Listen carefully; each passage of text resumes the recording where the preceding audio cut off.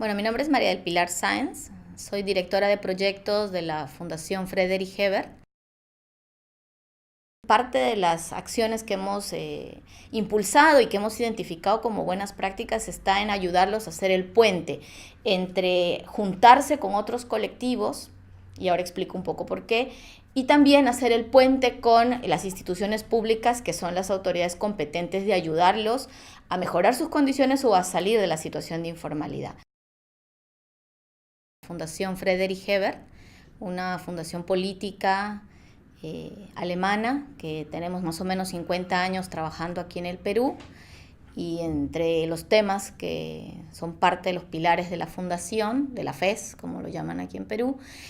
son construcción de la democracia, fortalecimiento de la gobernabilidad, pero también fundamentalmente el apoyo a la defensa de los derechos de los trabajadores y trabajadoras, aquellos que están organizados o agremiados, pero también este sector de trabajadores que se encuentran también al margen de la formalidad, que son los trabajadores en la economía informal, ¿no? Nosotros como fundación siempre hemos creído que la sinergia, el trabajo colectivo y sumar esfuerzos es mucho mejor que hacer cosas de manera aislada que puedan resultar pequeñas, ¿no? El tema de la incidencia hacia las instituciones públicas se logra cuando se hace un poquito de fuerza para que efectivamente los sectores se den cuenta que es necesario interactuar entre ellos también.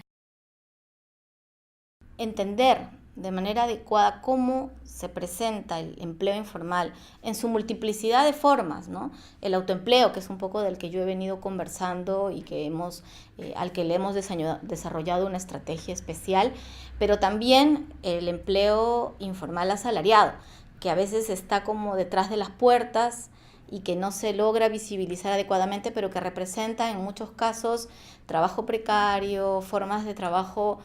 muy inhumanas y sobre todo mucha frustración de las personas que no logran salir del círculo de la pobreza, no logran mejorar pese al trabajo intenso que realizan, sus condiciones y las de sus familias. Yo creo que mirar en esas tres lógicas el tema del empleo informal sirve mucho para enfocarse hacia dónde uno quiere finalmente obtener mejores resultados, ¿no?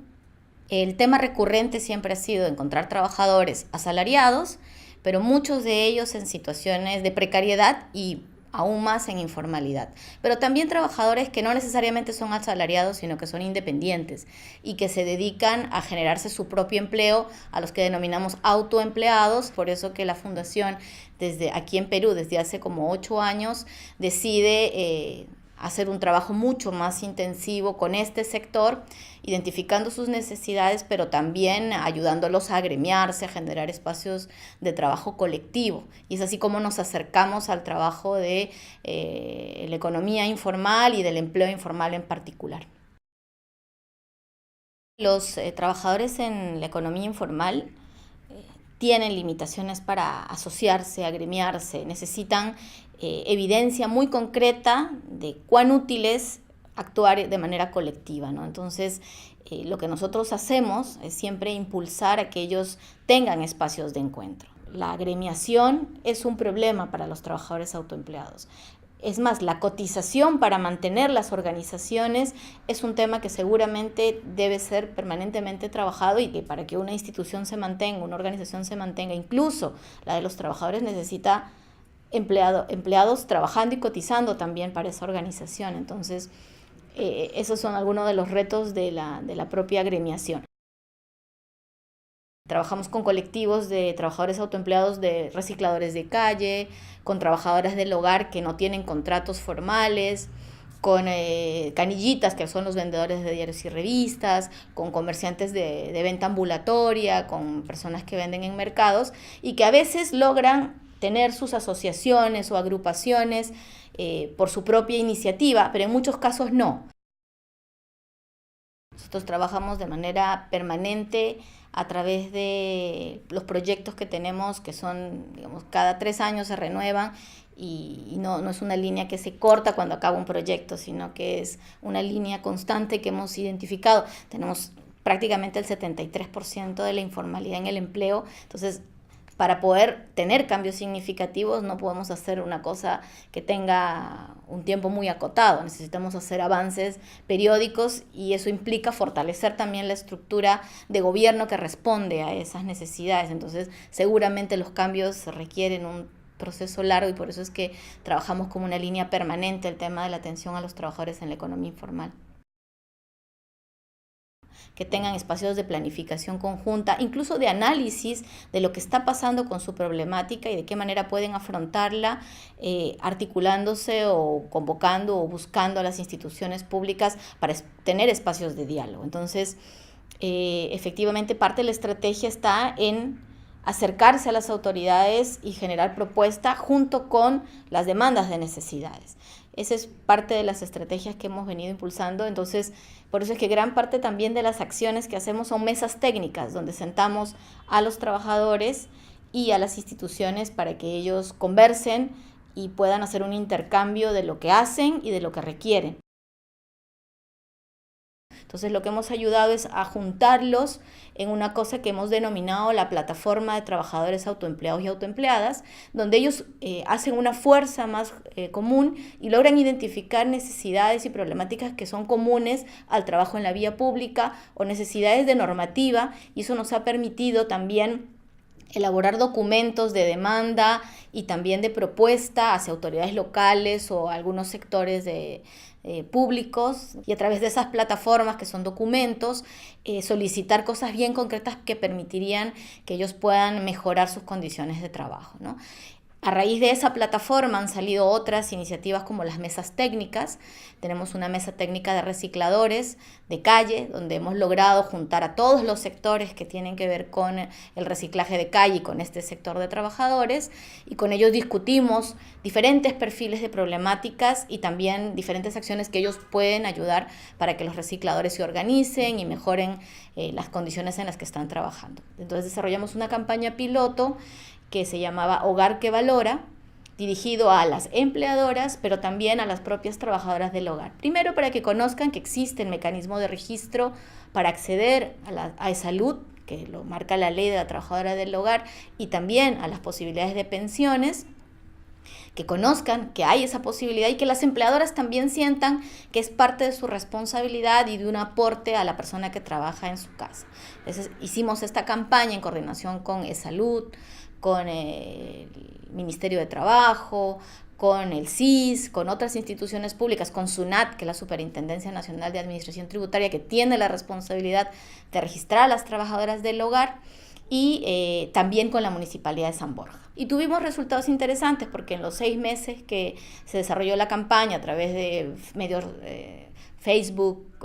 también campañas y ferias, logramos tener casi 500 afiliadas registradas en SUNAT, lo que permite que ellas puedan tener posibilidades de tener acceso a la salud junto con sus derechohabientes, sus hijos, sus cónyuges, ¿no?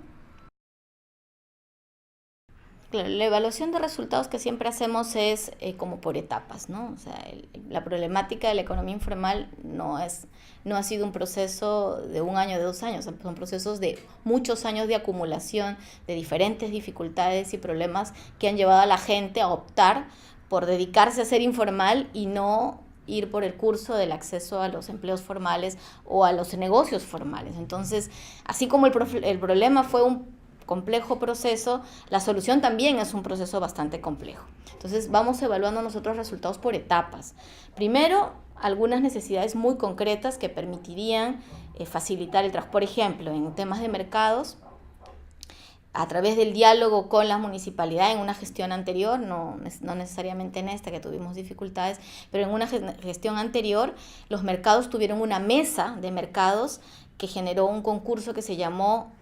mercados competitivos. Y a mí me pareció que esa era una buena práctica que estableció ya no nosotros de manera directa, sino la propia Municipalidad de Lima, que planteaba que los mercados, a través de beneficios e incentivos de formación, incluso de acceso al financiamiento, mejoraran la forma de presentación de los mercados, pero también la salubridad, el manejo del cliente, la atención y servicio, y hacían concursos muy interesantes sobre el mejor ceviche en el mercado, que hacían que los mercados se sintieran unidades importantes en el desarrollo de la comunidad y que era posible hacer un mercado competitivo de gente que no necesariamente tenía formación en empresas, ¿no? Así como esa iniciativa, medir resultados muy concretos es importante, medir cuántas personas logran acceder, por ejemplo, al nuevo RUS, que te ayuda a acceder al CIS Emprendedor, que es una forma de aseguramiento para aquellos que tienen este nuevo RUS. También es otro de los resultados que nosotros vamos identificando como logros. Las mesas técnicas sí nos ha permitido medir más bien resultados de avance, de comprensión de las autoridades acerca de la problemática. Cuando ellos conocen más profundamente la problemática del trabajador, quizás pueden identificar mejor qué trabajo pueden hacer a través de las competencias que tienen en sus sectores. Entonces, por ejemplo, la experiencia de la mesa de recicladores nos permitió identificar que había la necesidad del Ministerio de Trabajo de generar un perfil del trabajador reciclador para que ellos pudieran certificarse y tener los mecanismos adecuados de trabajar con seguridad y salud en el trabajo que hacen en las calles. También eso permitió que el Ministerio de Trabajo, a través de su certificación de competencias, elaborara ese perfil y ya se cuente con ese perfil en el sector, y que eso permita que hayan programas que se destinen a los trabajadores para su certificación, ¿no? Esa evaluación de resultados de corto, mediano y largo plazo es la que vamos haciendo. Claro, el largo plazo seguramente no será en 8 años, que es el tiempo que venimos trabajando este indicador. Tendremos que ver quizás a 10 o 15 años qué es lo que se va consiguiendo. Ciertamente no va a ser una tarea fácil. Seguimos teniendo dificultades para mantener organizados a los trabajadores, pero es parte un poco de las dinámicas que tenemos que afrontar de trabajar con un sector con tanta vulnerabilidad como el trabajador autoempleado, ¿no? Yo creo que un elemento importante es la confianza y credibilidad que uno tiene como institución para poder llegar a las personas a los que llamamos beneficiarios, que en realidad son nuestros aliados, nuestros partners en el trabajo, ¿no? Depende mucho de los lazos de confianza que uno establece para que efectivamente luego tú puedas impulsar e incentivar que ellos mismos sigan con este trabajo de manera autónoma, ¿no? No es una tarea fácil, lo vuelvo a repetir, porque el trabajador autoempleado vive de necesidades muy del día a día, ¿no? Entonces, pedirle que piense un trabajo conjunto y además que se convierta en un trabajo solidario de réplica siempre es complicado. Pero yo creo que gran parte de los resultados que hemos obtenido nos demuestran que es posible hacer los mismos resultados en otros contextos y en otros lugares. Muchas cosas que hemos hecho ha sido como una mirada a nivel de Lima y a nivel nacional, pero hay cosas que se pueden hacer de la misma forma, quizás con una mejor lectura de los contextos, pero en la misma lógica de agremiar, de juntar esfuerzos también en otras regiones, y es parte de lo que estamos iniciando desde el año pasado, lo que le llamamos las plataformas regionales, que es la misma dinámica de juntar a las organizaciones de trabajadores autoempleados, pero ya con las autoridades locales y sobre todo con la academia, porque las universidades, que son las que generan el conocimiento, pueden facilitar información útil para los diseñadores de políticas y para los implementadores de estas políticas. Yo creo que un aprendizaje súper importante que nos ha dado el tiempo que trabajamos ya con el tema de autoempleo y de economía informal en general, es que muchas de las iniciativas que se dan a nivel de instituciones públicas, pero también de sociedad civil, están muy dispersas. Yo creo que a veces la dispersión nos juega una mala pasada porque logramos o cosas muy concretas o simplemente no logramos mucho. Entonces, uno de los aprendizajes que hemos intentado incluso implementar ya en diferentes acciones es sumar esfuerzos, porque a veces el impacto es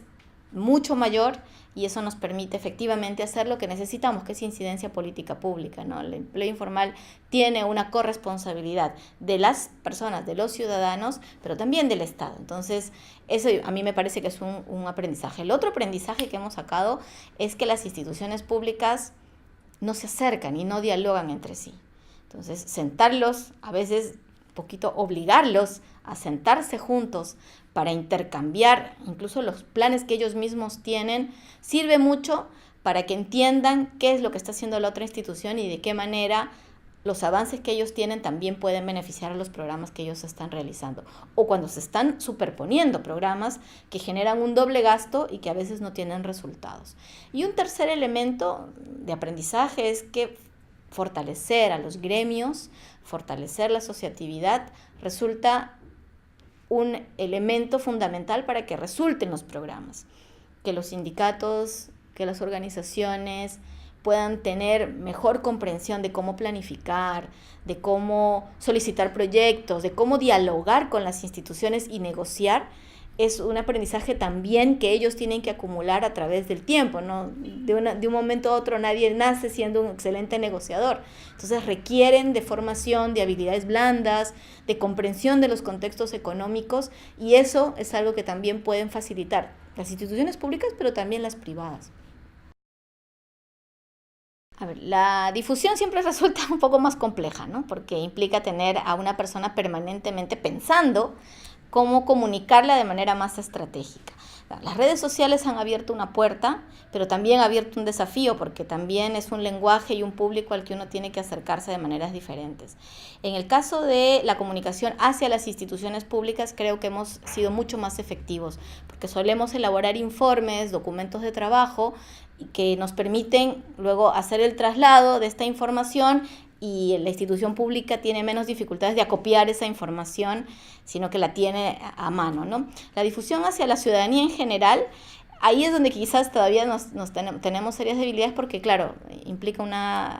unos recursos humanos, pero también recursos económicos que sean sostenibles para que esa información llegue a través de las personas. Y ahí todavía seguramente, al igual que nosotros, hay muchos desafíos pendientes.